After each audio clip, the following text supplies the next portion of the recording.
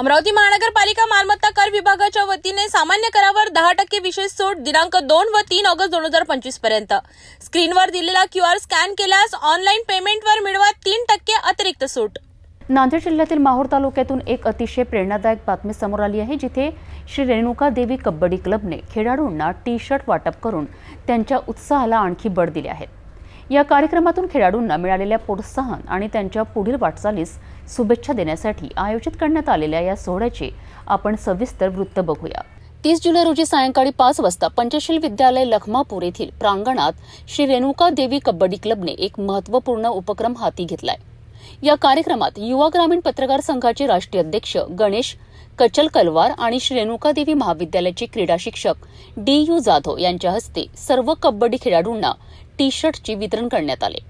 श्री रेणुका देवी कबड्डी क्लबचे अध्यक्ष प्रेम चव्हाण माहूर तालुक्यात कबड्डीचे प्रशिक्षण देत आहेत।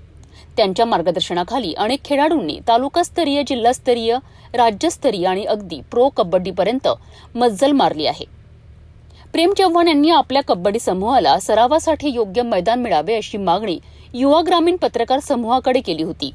या मागणीची जिल्हा क्रीडा अधिकारी यांनी तात्काळ दखल घेत प्रेम चव्हाण यांना लेखी आश्वासन दिले आहे।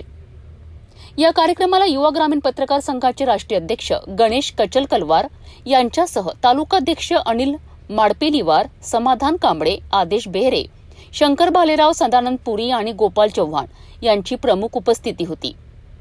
या उपक्रमामुळे खेळाडूंचा आत्मविश्वास वाढण्यास मदत झाली असून त्यांना भविष्यात आणखी चांगले प्रदर्शन करण्याची प्रेरणा मिळाली आहे। या प्रेरणादायी सोहळ्यातून हे स्पष्ट होत आहे की स्थानिक स्तरावर खेळांना प्रोत्साहन देणे किती महत्त्वाचे आहे। श्री रेणुका देवी कबड्डी क्लब आणि युवा ग्रामीण पत्रकार संघाचा हा प्रयत्न निश्चितच कौतुकास्पद आहे।